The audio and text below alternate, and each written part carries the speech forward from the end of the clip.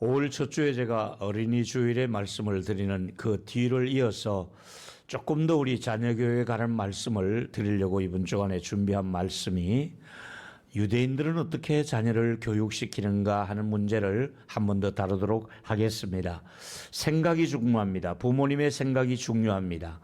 자녀 교육에 가장 중요한 것은 부모님의 생각입니다. 어떤 생각을 가지고 교육하느냐에 따라서 자녀의 진로의 방향을 정해줄 수 있습니다. 그런데 유대인 부모님들은 어떤 생각을 가지고 있을까? 어떻게 그렇게 세계적인 인물들을 키워낸 유대인들의 부모님은 무슨 생각을 가지고 있을기에 자식들을 저렇게 전 세계 앞에 영향력 있는 자식들로 키웠단 말인가? 그래서 유대인들의 부모는 무슨 생각을 하며 자녀를 키웠는가 하는 것을 좀 더 생각을 해 보려고 합니다. 먼저 유대인들의 부모는 이런 생각을 가지고 있다는 거예요. 뭐냐 하면 이 세상에 실수로 태어난 아이는 없다. 이 아이가 태어날 때 하나님이 실수해서 이 아이를 보낸 것이 아니다. 이 아이가 태어났을 때에 정말 내가 태어나기 전에 이 아이를 피임을 했어야 되는데, 혹은 이 아이가 실수로 태어난 것 같다. 내게 왜 이런 자식이 태어났단 말인가? 이런 생각을 꿈에도 해보지 않는다는 겁니다. 절대로 우리 그리스도인들은 태어나지 말아야 될 아이가 태어났다고 생각하면 안 됩니다. 하나님께서 이 아이를 우리 가정에 주셔서 하나님의 큰 섭리가 있을 것이다. 그렇게 생각하고 아이를 기쁨으로 키워야겠는데요. 이를테면 하나님이 그 아이를 보내신 계획이 있다는 겁니다. 하나님이 이 세상에 우리 부모를 통해서 태어나게 하신 하나님의 계획이 있는데, 예를 들면 정말 원치 않게 몸에 장애를 가지고 태어난 아이가 있을 수가 있습니다. 태어날 때부터 장애를 가지고 태어나는 겁니다. 얼마나 부모님의 마음이 낙담하고 속상하겠습니까? 그런데도 하나님께서는 이 장애 아이를 우리 가정에 보내주신 것도 하나님의 섭리가 있을 것이다. 이러면서 차별하지 않고 잘 키운다는 것이 유대인 부모님들의 생각입니다.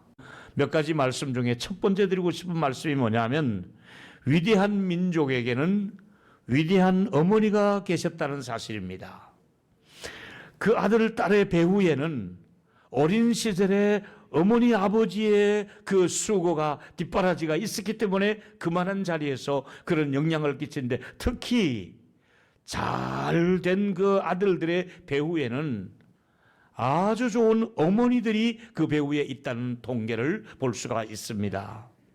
다시 말하면 미국에서도 아주 유명한 책 중에 하나가, 많이 팔린 책 중에 하나가 내가 알아야 될 모든 것은 유치원 때부터 배웠다 하는 책이에요.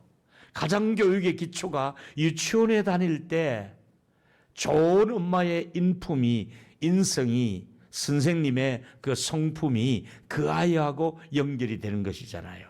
인격이 형성됨에 있어서 아주 유치원 때 좋은 선생님을 만나고 그 유치원 시절부터 어머니의 좋은 그 성품이 그 아이에게 성격을 형성하는 데 있어서 가장 중요한 시기라는 겁니다.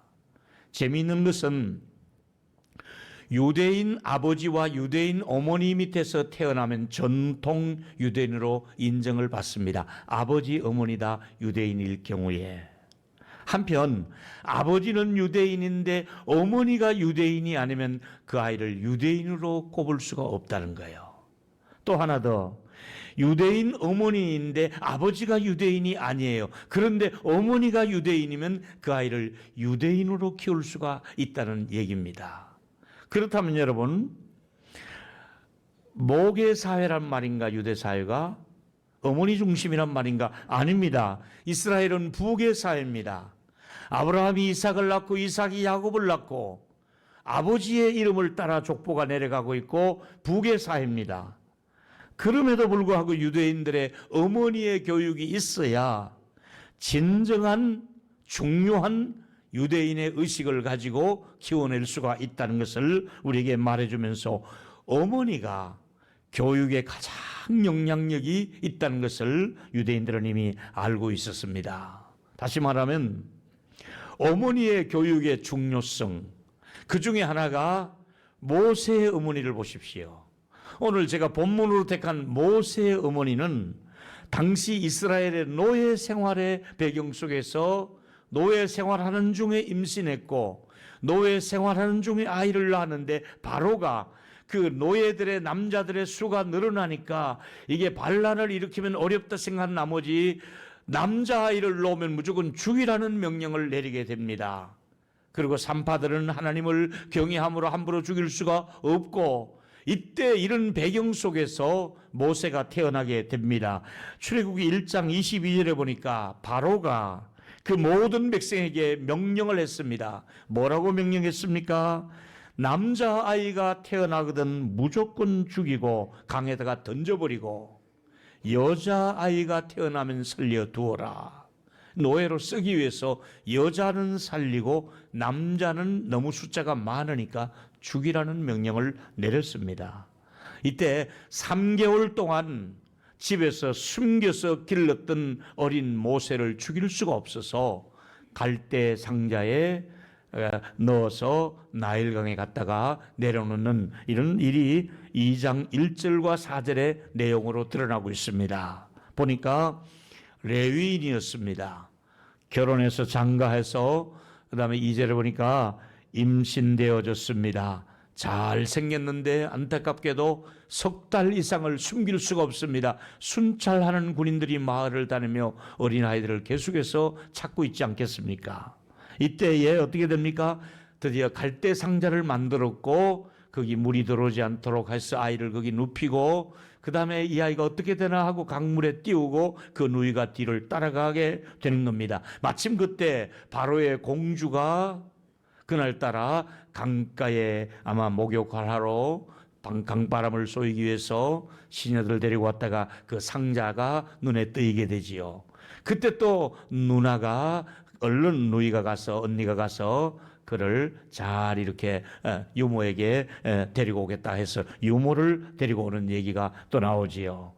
여러분 집안에 있는 손자 손녀들이 여러분의 자녀들이 나중에 어떤 인물이 될지 우리는 아무도 상상할 수 없습니다. 하나님의 손에 위대한 인물이 또 걸출하게 배출되는 그런 기대감을 가지고 키우는 것이 자녀교육 아니겠습니까? 어느 시대나 그 민족의 배후에는 그를 키운 어머니가 있다는 사실이잖아요. 덴마크의 여성들이 얼마나 좋았으면 덴마크의 위대한 나라를 만드는데 여성들 어머니들의 수고가 있었고요. 특히 독일 같은 그 독일에도 강대국 독일에도 어머니들이 독일 여성들이 강했다는 것이잖아요. 이스라엘도 역시 유대인 어머니들이 있었기 때문에 이런 세계적인 인물을 종교교육 그리고 인성교육 이런 것들이 어머니의 영향 안에서 자라나게 됩니다. 두 번째는 문제하라고 결정하기 전에 아직은 가능성이 있다고 믿는 것이 부모의 마음입니다.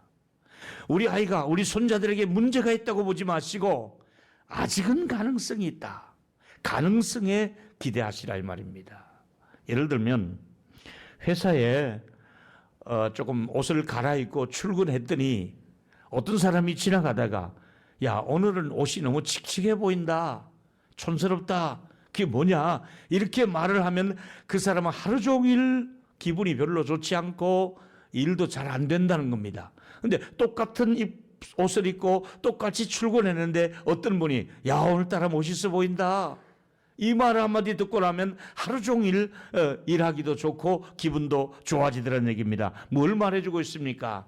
자신을 인정받을 때 일은 잘 됩니다. 인정받지 않으면 못합니다. 회사에서나 학교에서나 가정에서 자기 자신이 인정을 받을 때 칭찬을 받을 때 잘할 수가 있습니다. 그러나 인정받지 못할 때 가면 갈수록 회사에서도 학교에서도 가정에서도 인정받지 못할 때 그는 잘할 수가 없다는 얘기입니다. 유대인 부모 교육은 하나님이 너를 선택하셨단다 뿐만 아니라 하나님이 너를 통해서 일을 하실 것이다 이러면서 부모는 격려와 칭찬으로 키워왔다고 지난번에도 말씀드렸고 지금도 똑같은 말씀을 드리겠습니다. 부모의 칭찬과 격려 속에서 아이들이 자신감을 가져야 공부할 수가 있다는 얘기입니다. 여러분, 한국의 부모님들은 공부를 좀 못하면 문제아로 취급을 하는 겁니다. 여러분, 절대로 공부 못한다고 수학 못한다고 문제가 아닙니다. 영어 못한다고 문제가 아닙니다. 인류대 못 나왔다고 해서 문제가 아닙니다. 수학, 영어와 인류대하고는 아무 관계가 없습니다. 여러분, 이스라엘의 공부 과정을 유태영 박사님이 이렇게 소개하고 있습니다. 보니까 초등학교 갑니다. 유치원 갑니다. 중학교까지는 똑같습니다. 그러나 고등학교 때부터는 진로가 바뀌는데요. 바로 취업을 해서 일터로 나갈 아이들에게는 취업반으로 고등학교가 나가게 됩니다. 그리고 이제 인문계 쪽으로 해서 혹은 대학을 갈 아이들이 벌써 고등학교 때부터 이게 쫙 갈라지는 겁니다. 스위스에도 가니까 그래요. 고등학교 때부터 대학을 갈 아이들과 취업을 할 아이들로 벌써 딱 구분이 되어져서 고등학교에 인문계 쪽으로 가는 아이들도 고등학교 과정에서 조금 더 여유 있게 뽑았다가 또 한번 테스트 해보고 또 테스트 해보고 성적을 보고 부족하면 다시 취업반 쪽으로 이렇게 방향을 틀어줘서 너는 공부보다는 취업하는 것이 훨씬 더 낫겠다. 본인도 인정하고 부모도 인정하고 그래서 취업하는 쪽으로 전부 다 이렇게 많이 가고 특별히 공부에 조금 자신감이 있고 잘하면 계속해서 대학과 대학원을 갈 수 있도록 그렇게 어려서부터 벌써 취업반이 형성이 됐는. 그러다 보니까 실업자가 없다는 거예요. 취직 못하는 사람이 없다는 거예요. 다 취직할 수 있고 다 이렇게 많은 그런 수입을 올릴 수 있도록 장사를 하게 하고 기술을 배우게 하고 여러 분야에서 서로가 일을 할 수 있도록 그렇게 이제 시스템이 되어 있는 것이잖아요. 그런데 공부가 적성이 있는가 없는가를 보는 것이 학교에서 하는 일이고요. 특별히 여러분들은 어떻습니까? 여러분들이 자녀 때문에 고민하는 거 압니다.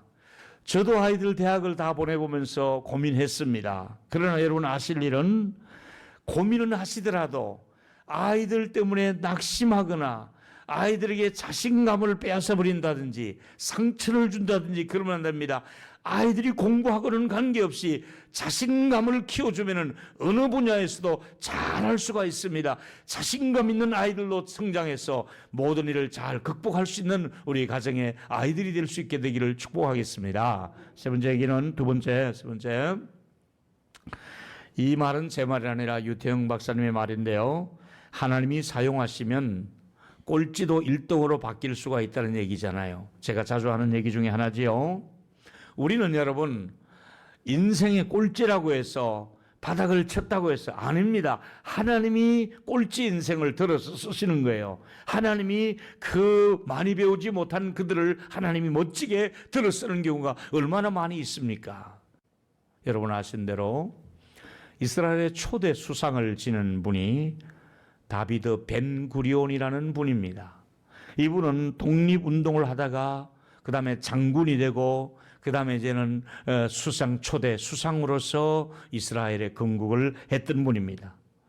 근데 이제 총리 시절에 그 모든 업적을 은퇴하시면서 다 내려놓고 말년을 어디서 보낸 줄 아십니까? 이스라엘에 아직도 개발되지 않은 시나이 반도, 엄청 뜨거운 지역인데 그 시나이 반도에 혈혈단신으로 들어가는 겁니다. 적어도 국가에서 그를 예우하기 위해서 20명 이상의 경호원을 붙여줄 수 있고 많은 연봉이 나올 수 있지만은 다 뒤로 하고 경호원을 뒤로 하고 혼자서 사막에 들어가서 콘센트 막사를 하나 짓고 그 다음에 생수와 야전용 텐트를 하나 갖다 놓고 사막을 일구기 시작한 겁니다. 사막에 나무를 심고 농장을 만들기 시작한 것이 벤구리온입니다. 그래서 어떻게 되었습니까? 그는 그 뜨거운 사막에서 그 사막의 돌 위에 계란을 탁 떨어뜨리면 계란이 후라이가 될 정도로 뜨거운 그런 지역에 혼자 들어가서 새벽 5시가 되면 일어나서 일을 해서 11시까지 시원할 때까지 그렇게 노동을 하는 겁니다. 그리고 또 오후 5시가 되면은 또 조금 더 일을 하고 그래서 혼자서 그 농장을 일으키며 나무를 심기 시작하며 과수를 심기 시작하고 또 밭을 일구기를 시작하는 것입니다. 한 나라의 수상을 지낸 분이 이를 농장에 힘든 고된 일을 하면서 노동을 하면서 그렇게 지라는 것입니다. 그는 이런 유언을 합니다. 제가 만약에 죽으면 예루살렘 수도의 나를 묻지 말고 내가 일구던 이 농장의 나를, 사막의 나를 묻어주시오. 왜냐하면 누군가가 나의 후손들이 나의 무덤을 찾아서 이곳에 왔을 때에 내가 다 일구지 못한 농장이 있다면 나의 뜻을 깨닫고 내 후손도 이 버려진 땅을 개간해서 농장으로 만들기를 원한다 하면서 모든 예루살렘 사람들의 생각 속에는 예루살렘의 공동묘지에 묻히는 거잖아요. 선민으로서 우리가 다 성지를 가보면 그 예루살렘 한쪽 뼈덕이 전부 큰 공동묘지에 거기 묻히기를 원하는데 이 수상은 내가 일구던 농장 사막에 나를 묻어주시오. 그렇게 됐습니다. 어떻게 되었습니까? 결국은 이 사막은 농장이 되어졌고 이 사막의 이름을 새벽들판이라고 불렀습니다. 새벽들판.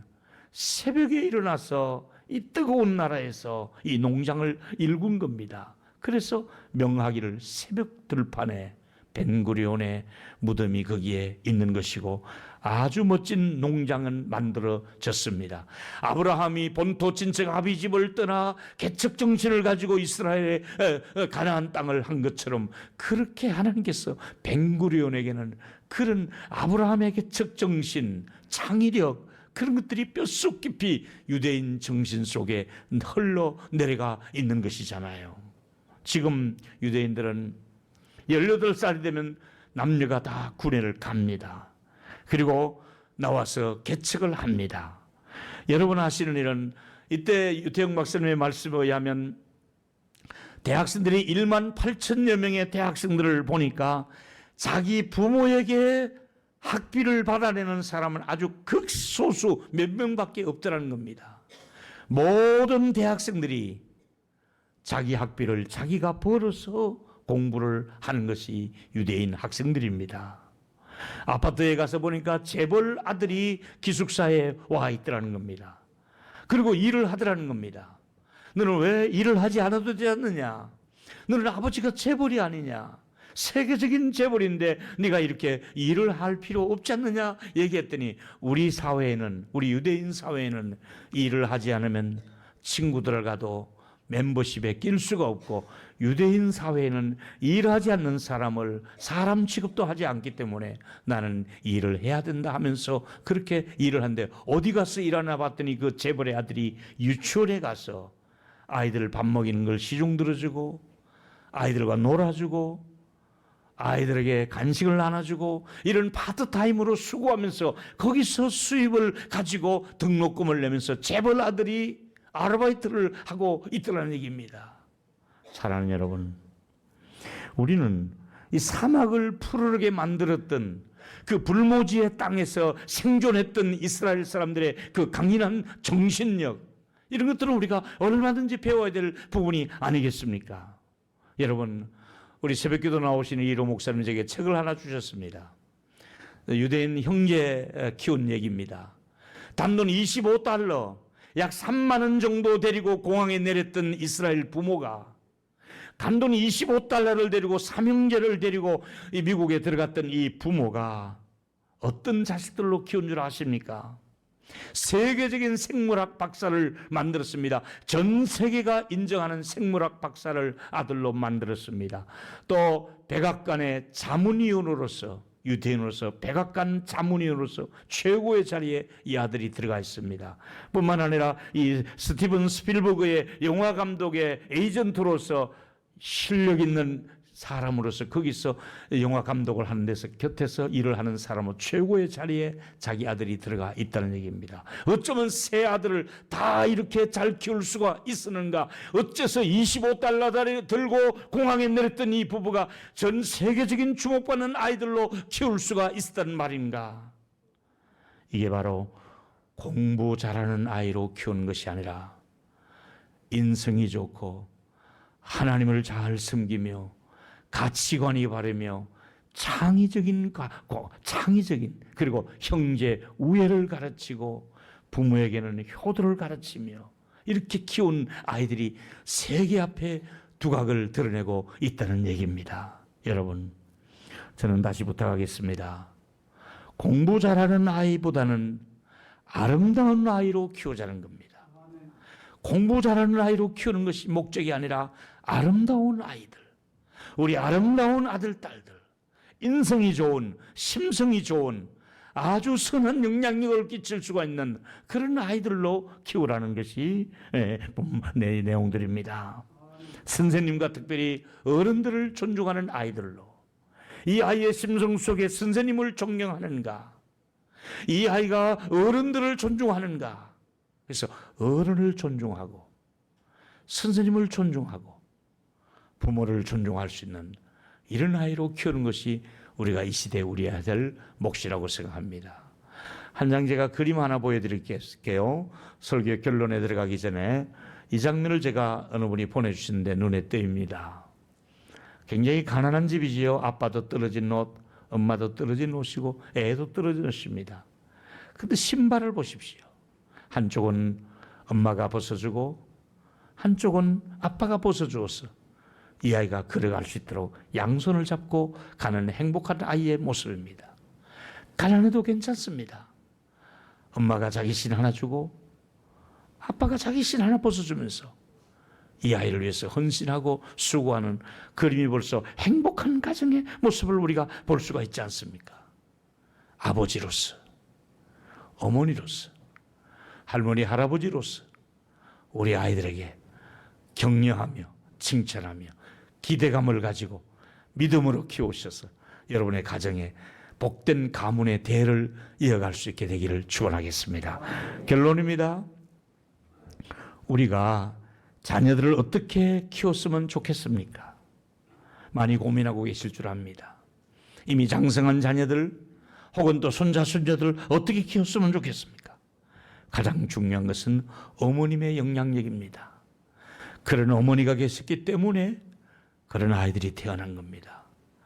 어머니가 아주 가정에서 중요한 심성을 키워줘야 되는 것이지요. 좋은 어머니가 되십시오. 더 좋은 헌신적인 어머니가 되십시오. 뿐만 아니라 진심으로 아이의 장래를 생각한다면 아이들은 성적에 연연하지 마시고 자신감을 키워주면 됩니다. 우리 아이들이 정말 하나님 말씀을 떠나지 않고 칭찬과 지혜를 얻어서 정말 난관을 극복할 수 있는 아이들이 되었으면 좋겠고요. 부자가 되기보다는 참 좋은 아들, 딸들이 되었다고 칭찬 들을 수 있는 그런 자신감이 있는 가능성 있는 우리 아이들이 될 수 있기를 바라고 스라의 모든 우리 자녀들, 손자, 손녀들 또 우리 동일교회에 속한 모든 가족들이 행복한 가정들이 되시기를 바라겠습니다.